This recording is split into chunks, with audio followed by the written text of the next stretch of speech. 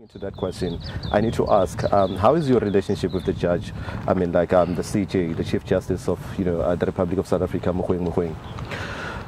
I respect Chief Justice Mogoeng as a judge, as a human being, and as a colleague. He is the head of the judiciary. He is therefore my boss. I respect him. And I thought there was mutual respect until recent events. When I say recent events, in January this year there was a complaint which was widely publicized against me, which was lodged by Deputy Judge President Goliath. That was on the 15th of January 2020. I responded to that complaint. I subsequently filed a counter complaint. The matter was heard by the JCC, the Judicial Conduct Commission, and basically by a majority of 2 against 1, dismissing the complaint by Goliath.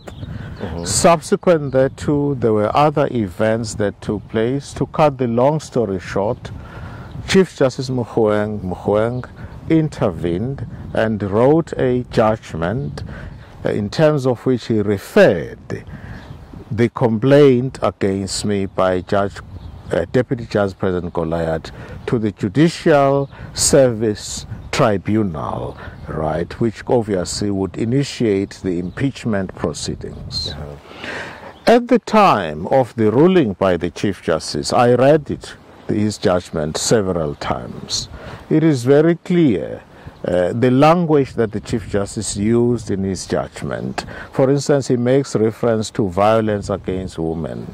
The charge, there was no complaint by Deputy Judge President against me relating to any acts of violence directed to her. There was none. So these are some of the things that I began to question when I analyzed the judgment. But subsequent thereto, Chief Justice Mogoeng issued a statement, a media statement. This was clearly in response to an inquiry by Daily Maverick. It transpired that on the 11th of October 2019, Judge Goliath had a scheduled secret meeting with the Chief Justice in Johannesburg. I did not know about that meeting to begin with. And the Judicial Conduct Committee, at the time when it heard the complaint, did not know about that. In other words, it was not disclosed to the Judicial Conduct Commission that the Chief Justice had a scheduled prior meeting with the complainant way back on the 11th of October 2019. The same Chief Justice who subsequently said in a matter in respect of which he was privy to a wide range of allegations against me. The same Chief Justice sat in that matter and wrote a judgment, which I challenge you to read, was clearly one-sided. In terms of that judgment, he dismissed a valid complaint of racism against Patricia Goliath, my deputy, and the complaints against me were upheld and they were referred to the Judicial Conduct Tribunal. 2 things that are important in this regard. There was a scheduled meeting. It was a secret meeting. I did not know about it. And this was way back on the 11th of October 2020. At that meeting, I don't know who was present, but it is clear that the meeting was about me. Justice Mogoeng never told me anything. It took him 7 months before he went public and said indeed there was a meeting. And the statement that he made was not a statement made under oath. In other words, he is yet to tell under oath exactly what was discussed at that meeting. He has not taken the South African public into confidence under oath as to exactly what was discussed at that meeting. It was a scheduled meeting. Judge Goliath was supposed to be sitting in court on a Friday. I had allocated work to her. She lied to a colleague that she was supposed to sit with and said she had a private business matter to attend. Right. Meanwhile, she had a scheduled prior meeting with the Chief Justice. Are you aware that I have filed a complaint against Chief Justice Mogoeng? It is dated the 14th of September 2020. Okay. It's a detailed complaint. It's a complaint of gross misconduct against the Chief Justice. Oh. Chief Justice Mogoeng instigated the complaint against me. He, through Patricia Goliath, he encouraged Judge Parker to file a false complaint of assault against me.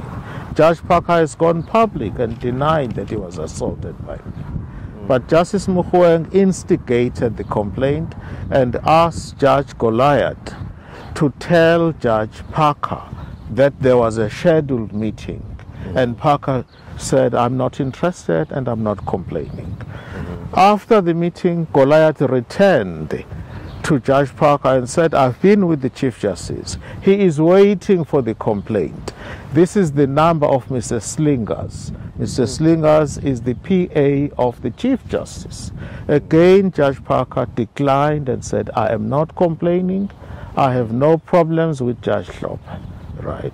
So you have a Chief Justice who is sitting on the bench, yes, who instigates a complaint against a fellow judge.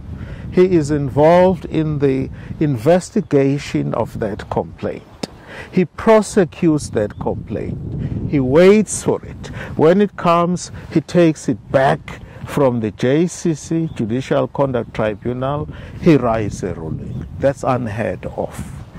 That is unheard of. It's not done. So he played the role of an instigator, an investigator, a policeman, or a policeman because he did the investigation. He prosecuted and he sat in his own cause. And quite frankly, the truth is yet to be told as to what transpired at that private scheduled meeting.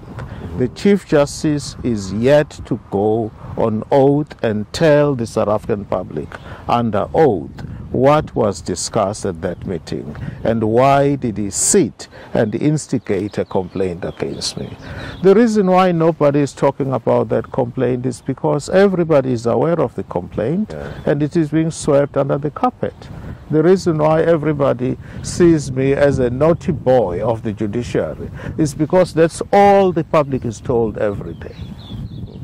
You will never believe anything if you are not told about it. There are so many judges, for instance, in this country that there are complaints pending against them, including Chief Justice Mogoeng himself. The complaint has not even been acknowledged. Nobody is talking about it. It is being swept under the carpet, and I'm not going to allow that. You asked me about the complaints that are pending before the Judicial Service Commission. I mentioned, I started from the most recent one, the one that was filed by Judge Goliath on the 15th of January this year, right? The complaint, which has been outstanding now for some 13 years, was first brought against me by the judges of the Constitutional Court way back in 2008. Yes. The complaint was that I tried improperly to influence them to rule in favor of the former president of this country, Mr. Jacob Zuma. Correct. The two judges that I allegedly spoke to were Judges Nkabinde and Jafta. To date, they have not filed a complaint. Instead, judges that I did not even speak to are complaining. Right. That again, so when I saw this new complaint by Patricia Goliath that I assaulted Judge Parker, yes, It is a mirror image of the old complaint of 2008, whereby the persons or judges that I allegedly spoke to are not complaining, but their colleagues, some of them were not even in the building, are the ones who are complaining. It's exactly the same thing here. Judge Parker is not complaining. He has not laid any criminal charges against me. He is on record as having said he was not assaulted by me. We resolved whatever differences we had. Yet there are judges in the division, Patricia Goliath, Yes. ably assisted by Chief Justice Mogoeng. They are complaining against me. Meanwhile, the person who was allegedly assaulted by me is not complaining. So this complaint is a mirror image of the old complaint in 2008. Right? Perhaps you want to ask me, why do I think? In fact, I was coming to that. Yes. In before 2004, I was a darling of the legal profession. Everybody loved me. And why was I that? was scholarly, writing beautiful judgments. You can still read them. Yes. Right? I was loved by everybody. So many people, in fact, including the late Chief Justice Charles Carlson. Yes. I was even tipped to be Chief Justice. Yes. So many people said that, including the late Chief Justice Charles Carlson, including the present Chief Justice Mogoeng. He said to me at least on 2 occasions that he knew that I was tipped to be Chief Justice before him. He knows that. So I was a darling of the profession. The turning point was in 2004. What happened? In 2004, I authored a report on racism based on my experience. Yes. Remember, I was appointed as a judge in 1995. So it took me time to experience different things and to look around, share the common experiences with fellow black judges, look at what is happening in the profession. I decided to address it because at that time I was already judge president. I was appointed as judge president on the 1st of May, year 2000. Yes. So I'm the judge president now. I said, look, I'm not prepared to continue to preside over this racism. I filed a report, detailed various instances of racism that I experienced as a judge and the other fellow judges and members of the profession, black people were experiencing. Yes. I'll give you one example. What they would do, for instance, I allocate a case to a black judge, it's urgent, they don't like it, suddenly they find a way, they say, no, we've settled, we're going to postpone it. How do you postpone the hearing of a matter which is urgent? Yes. But if I similarly allocate an urgent matter to a white colleague, they rush to court, they get the results. There were a number of instances which are detailed in my report, the racism report, and I mentioned big names in that report. Yeah. And to this very date, I never had peace after the racism report of year 2004. There were attempts even to sue me. There were attempts to insult me. Year in and year out. It all started in 2004 with the racism report. Yeah. Remember, in 2008, the racism report had already been filed at least 4 years prior to that. Yes. So it all started in the year 2004. Prior to that, I was adored, I was revered, I was a darling of the profession. I used to do so much. I would train judges, I would be called to investigate this, train aspirant judges. All of that is a thing of the past. I am now publicly insulted and nullified and treated like a corrupt person or an illegitimate child of the family. It all started when I told the truth about the legal profession. And one of the things that I raised was skewed briefing patterns. Yeah. We live in a country where the economy is still in the hands of very few South Africans, and it's largely white South Africans, and that is a fact. So I also said in my racism report, lawyers of today, attorneys and advocates are judges of tomorrow. So if the briefing patterns are skewed, inevitably white lawyers get better training because they get good quality work from good quality law firms. those good quality law firms get that work from white clients. So if you have skewed briefing patterns, inevitably black lawyers are relegated, right? They are of secondary importance. A white person is enabled, he gets training, he is exposed, he gets work from fellow white people.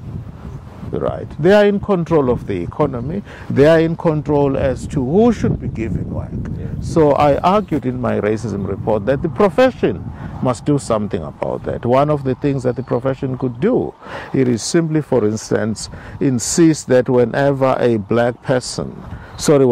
a senior black white lawyer appears, he or she must be accompanied by a junior black. There are various ways of ensuring that the briefing patterns are level, that they are not skewed. Yes. Because lawyers of today are judges of tomorrow. Correct. Of course, I was insulted. There were people who denied that there is racism in the profession. Some even said Hlophe is mad, Hlophe is unstable. Alas, unless if you want me to believe that there is racism in South Africa, but somehow the legal profession is insulated, please go and tell that to the birds. You can't have a legal profession which is insulated, yes, in circumstances where there is racism throughout the Republic of South Africa. The legal profession is no different. It's high time that we talk about it. When I raised it, I was insulted. I am still paying the price even today. So in terms of, the racism report you filed, yes, back then, you make mention that there were people who wanted to sue you for the report, people who were not happy with the report, and you also allege that there are, even if I understand very correctly, fellow judges who actually denied that there is, some, yes, patterns of racism in, yes, the judiciary. Yes, I was subjected to all kinds of pressure. There were certain judges that I mentioned in the report. Some are dead and some are still alive, and there were certain prominent advocates. Some of them have passed on, and some, yes, are still alive. Various attempts were made to suppress the racism report. Mm-hmm. I even remember the late Chief Justice Langa, yes, was asked by the late Chief Justice Charles Carlson, mm-hmm, to come to the Western Cape and talk to me, mm-hmm, try to persuade me to withdraw the racism report, and okay, I refused. Okay. I communicated that to Chief Justice Langa. I refused to withdraw it. So there were various attempts that were made to bring about pressure to bear upon me, mm-hmm, to withdraw the racism report. I refused to withdraw it because those allegations stand. They are as valid as they were in 2004. We can test them very quickly. Have the briefing patterns changed, particularly in the Western Cape? The answer is no. That explains why every year you get new, we admit young black women and men, but they don't stay because there is no work for them. They are in and out in the profession, right? Mm-hmm. Has racism in South Africa as a whole, has it disappeared suddenly? Has it faded? It is still alive. Mm-hmm. So I still ask myself, why am I being persecuted for telling the truth? Mm-hmm. That there is racism in the profession. And now, Judge President, why would the then, Chief Justice try to persuade you to withdraw the report? Well, because now I'm thinking to myself, if you had come up with such a beautiful report, airing your views out there, giving people the insights of what is happening in the judiciary, you obviously, are steering this transformation which we all desire to have in the country. And yet you've got fellow judges who are saying that you must be suppressed. In fact, you must remove the report. Why is that? Well, I can only speculate. Part of the reason could be that I mentioned names, big names in the report, people who were carrying themselves out as liberal, but I came up with evidence that, yes, proved that they were not as liberal as they were, right? That's part of the reason. But I also think the report was ahead of its time. I think at the time people did not want to talk about racism, right? It was in 2004 for one reason or the other, but now we are beginning to see a groundswell. A lot of South Africans are experiencing racism. Correct. And they are talking more and more about it. They're outspoken about it, whereas in the past, I think people did not want to talk about it. It's something that people just did not want to talk about. Yeah, no, It is still a hot potato. You talk about it, you suffer the consequences. you indeed suffer the consequences. Yes. Now, you've made mention of the former president, Jacob Zuma. Yes. What is your relationship with the president? And maybe the follow-up question would be, have you been to Nkandla? No, I've never been to Nkandla. I first met President Jacob Zuma in Stenga. I normally attend Mkito Gashaka on the 24th of September. Yes. I think that was the first time I met President Jacob Zuma there. But also my son, Tutuga. I have a son, my firstborn, Tutuga, is a friend to Zuma's daughter, right, who in turn was married to Hlophe Chwete, Okay. the son to the late Steve Chwete. Yes. And obviously, when he was the president, there were occasions that I went to Hayes, for instance, to swear in an acting minister. For instance, Minister Bongo, right? Bongani Bongo I administered the oath of office to him when he became the minister. So you have not allocated cases, concerning Jacob Zuma to judges that might be very close to you, influencing the outcome of the court. Right. Knowing President Zuma is one thing. We are not friends. Yes. For instance, let us take Upanapa Skulu. He is my lawyer. Yes. But I think it's fair to say he is more than my lawyer. He is a brother, he is a friend. Yes. I'll be very uncomfortable. I can't sit in a matter involving Upanapa Skulu. President Zuma is not the only head of state that I have met in my life. I also met Mandela way back in 1994. He wanted to buy my house in Transkei, at Fort Gale. He came there, he met me in 1996 when I was here in Cape Town as a judge. He remembered that very distinctly. Yes. So President Zuma is not the only president that I knew and that I have met. Again, President Thabo Mbeki. I met the president because I had occasion, at least 2 or 3 occasions, to go to Parliament upon being invited by the president to go and administer the oath of office to a minister or an acting minister. So President Jacob Zuma is not the only head of state that I have met in this country. But I'm not saying he is definitely not my friend. So he would not receive favors from you? Definitely he won't receive favors. He would never receive any favors from me. Okay, and with the sitting current president, Ramaphosa, have you met him? I have met President Ramaphosa at least on 3 occasions. Okay. The first time, if I remember well, when I met him, it was way back when he was still active in the struggle in the 80s. I think he was with, I will tell you, NUM. Okay. Right, way back, that I don't even think he would remember that.